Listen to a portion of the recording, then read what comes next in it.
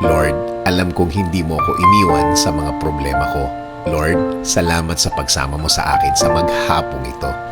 Alam ko po, Lord, na hinding-hindi ako mabibigo. Hinding-hindi ako maiiwan mag-isa. Alam ko, Lord, na tutulungan mo ako.